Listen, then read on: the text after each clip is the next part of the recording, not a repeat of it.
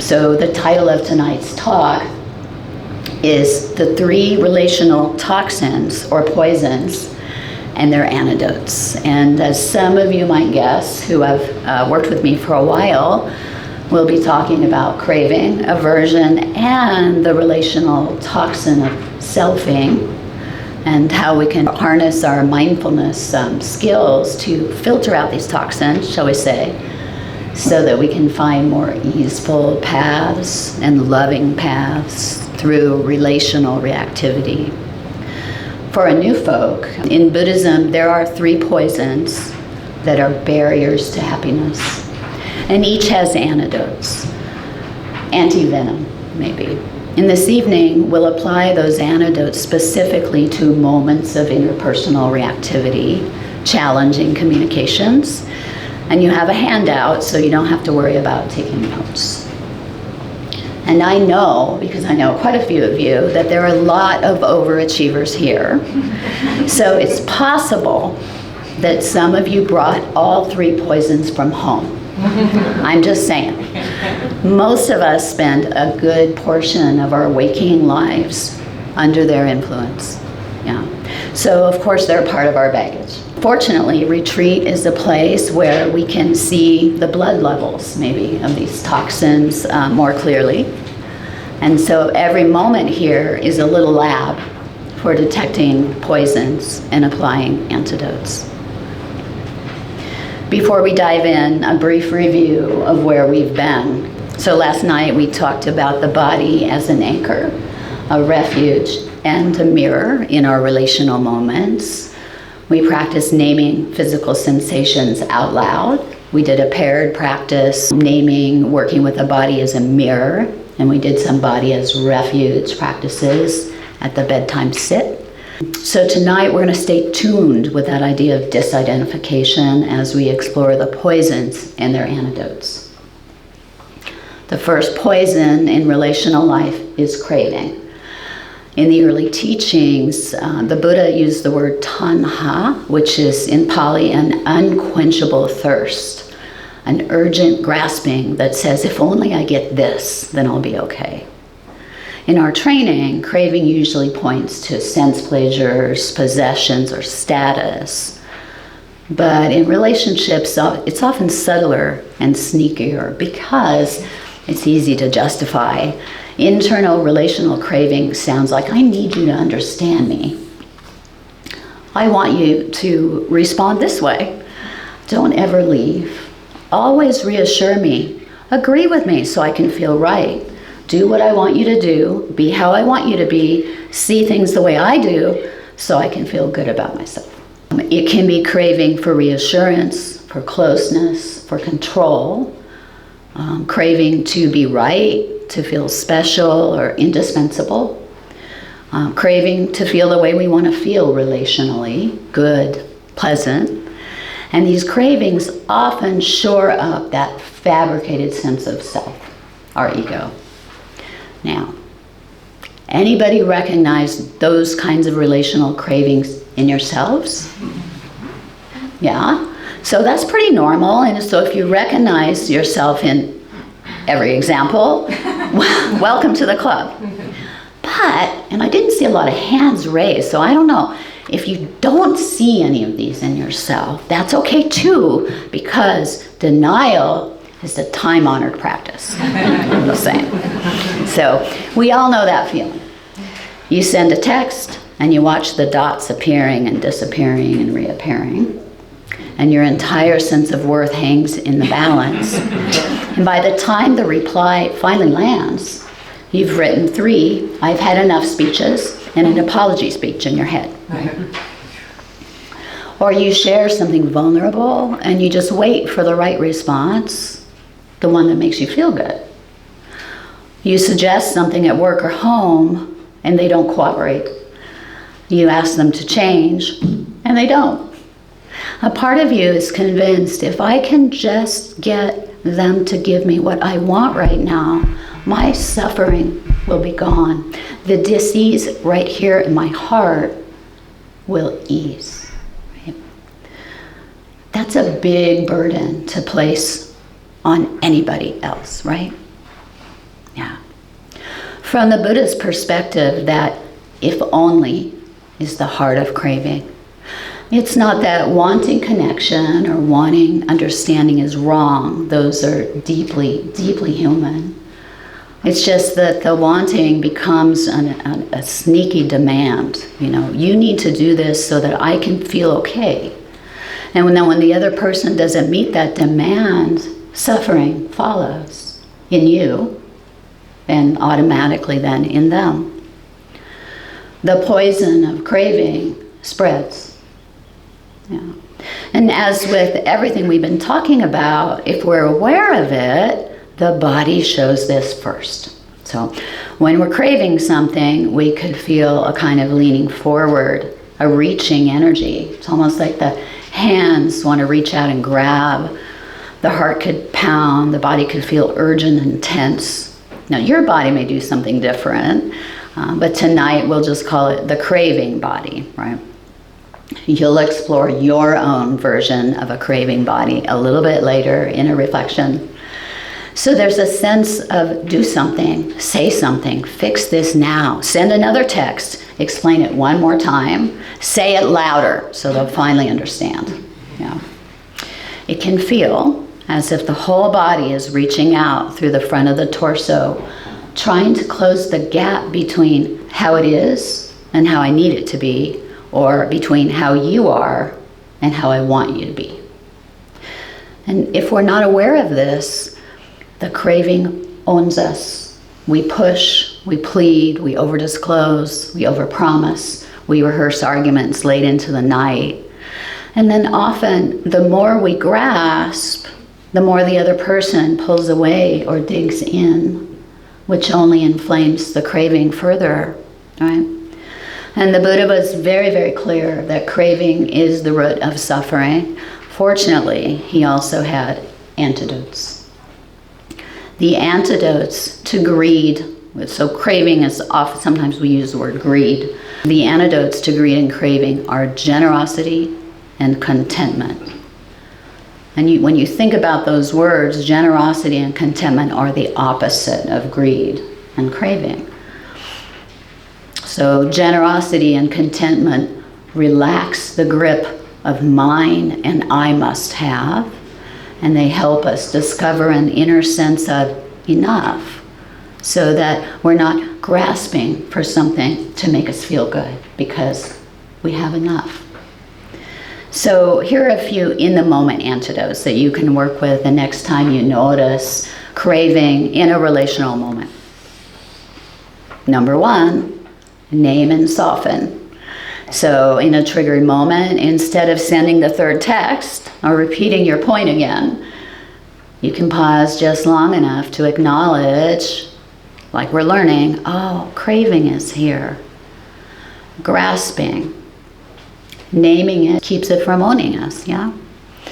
And then next you locate it in your body, familiar. Whatever your own craving body does, you recognize craving body and you soften around it for a few breaths. And then you might widen the frame, meaning include more in the body than what is standing out. So feeling your feet, the contact with the chair, the breath moving through this larger field of the body.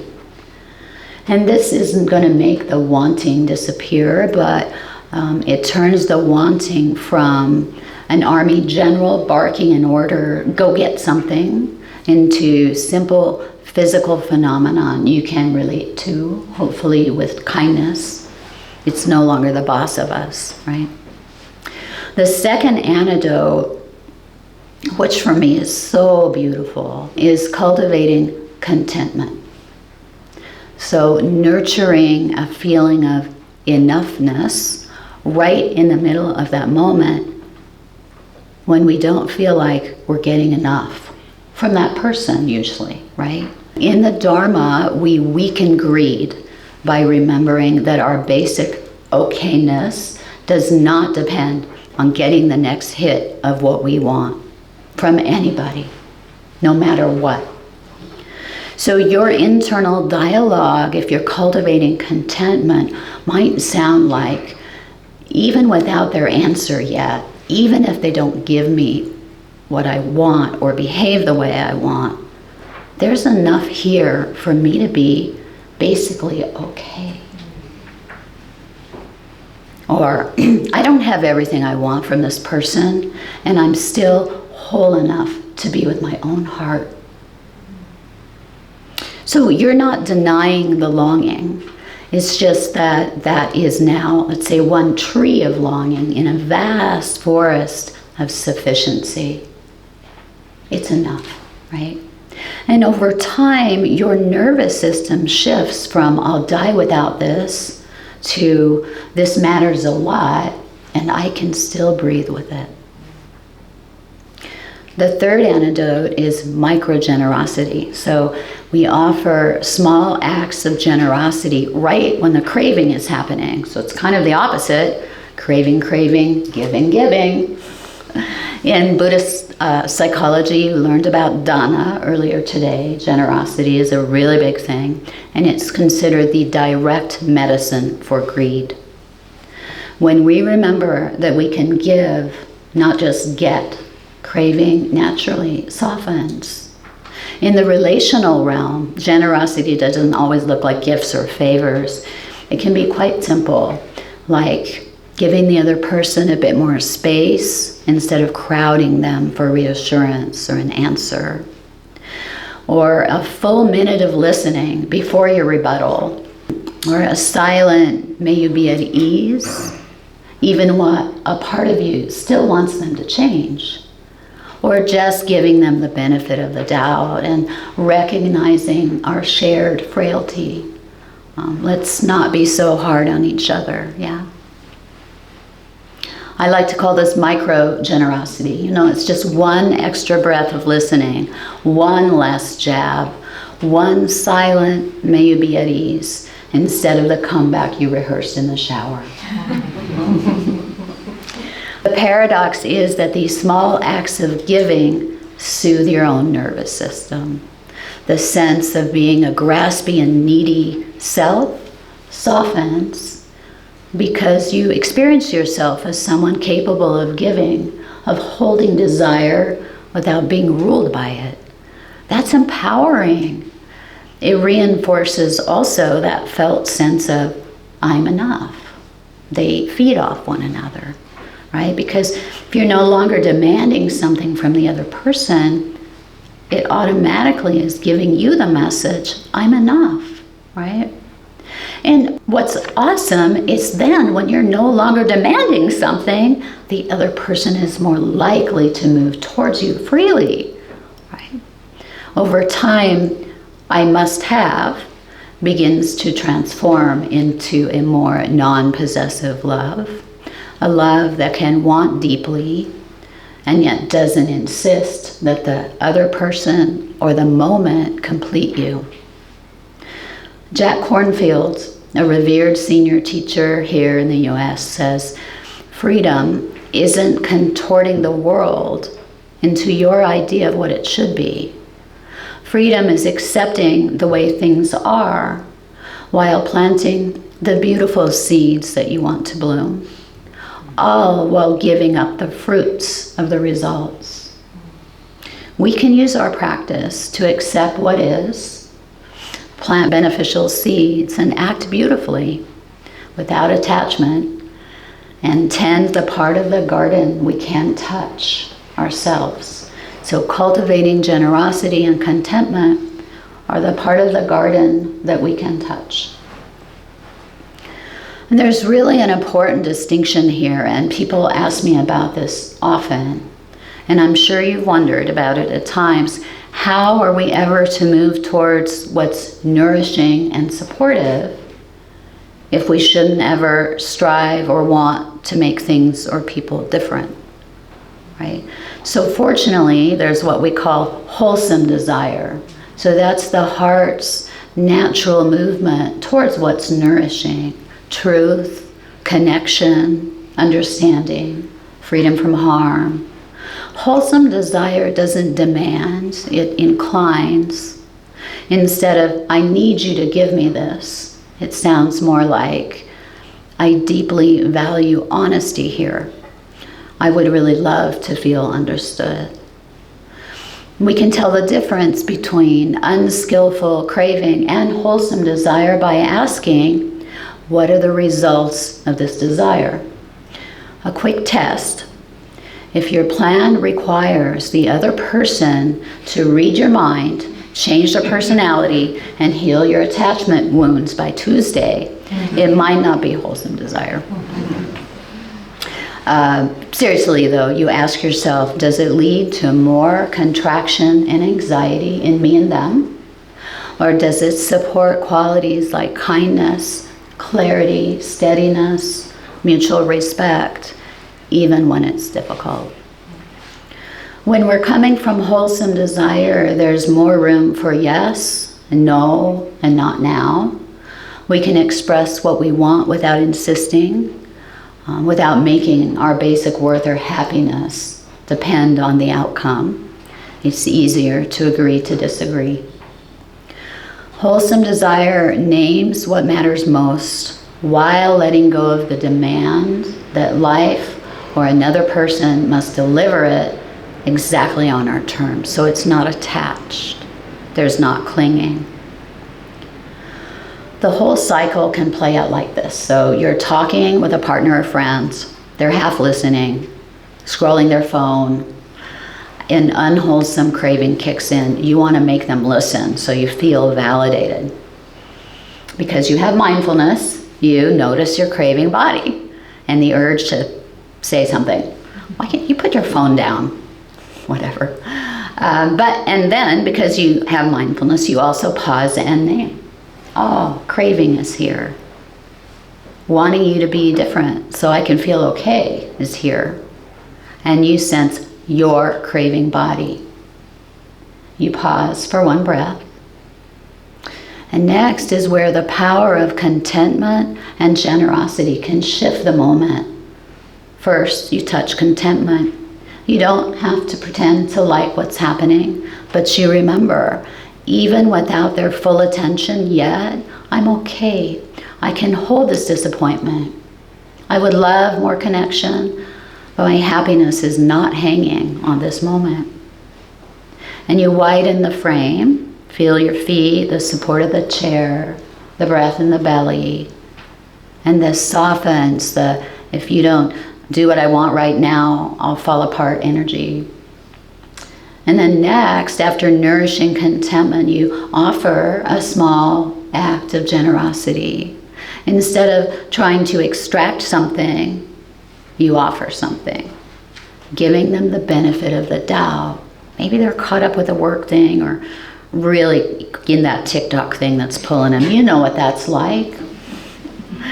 Offering a clearer, kinder request instead of a jab. Offering your vulnerability instead of an accusation. And from that softened and more generous place, you touch that wholesome desire underneath. You really long to be heard. But now, how you express yourself can change, right? Instead of snapping, put down your phone, or going cold and silent, you might say, I feel a bit disconnected right now and would love a few minutes of your full attention. Would you be willing to put phones away? That's still a clear request, but the energy has shifted. The antidotes have changed you. Contentment and gratitude have filtered away the poison of craving. So the other person will also be less defensive. So contentment holds your nervous system so you're not begging this moment or that person to prove your worth or bring you happiness. Generosity is offering the other person clarity, vulnerability, some space instead of pressure. If they say yes, you get the connection you're longing for. If they say not now, it might still sting, but it's less shattering. You can feel the disappointment and remember, I'm okay. My worth or happiness today doesn't need to hang on what this person is doing. So generosity and contentment, they don't erase desire. They shift it towards something more wholesome. A desire for connection that can be voiced clearly, held lightly, and released when reality doesn't meet the script. So we'll do a short reflection on this. Don't worry, it's not a paired practice. Maybe letting go of all the words just now. Finding an upright posture. Checking in with your body and taking a mindful breath or two.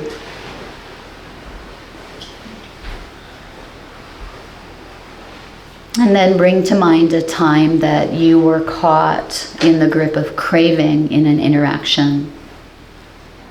Wanting someone to be a certain way so that you wouldn't suffer. Let it be mild or moderate, not the most intense reactivity. This is important. And then recall where you were and what was happening, what you wanted from the person. And as you bring it to mind, allow yourself to feel again the physical sensations, the thoughts and emotions that were present. And pause now and say to yourself, there's craving here, wanting you to be different, so that. And next, notice where it is in the body and name the sensations like we've been doing a retreat. Identify if there is that forward movement or that tension or that feeling of reaching out, whatever it is in your body.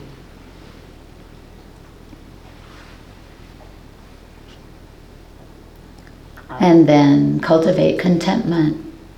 I have enough right this very minute to be content. I don't need them to behave in any particular way to be happy.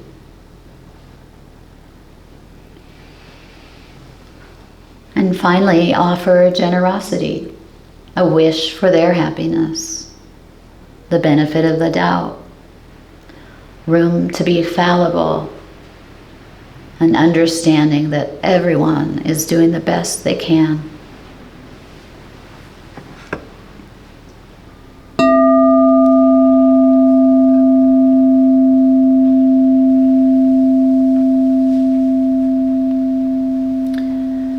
Derek Walcott's poem, Love After Love, he says, the time will come when, with elation, you will greet yourself arriving at your own door, in your own mirror, and each will smile at the other's welcome and say, sit here, eat.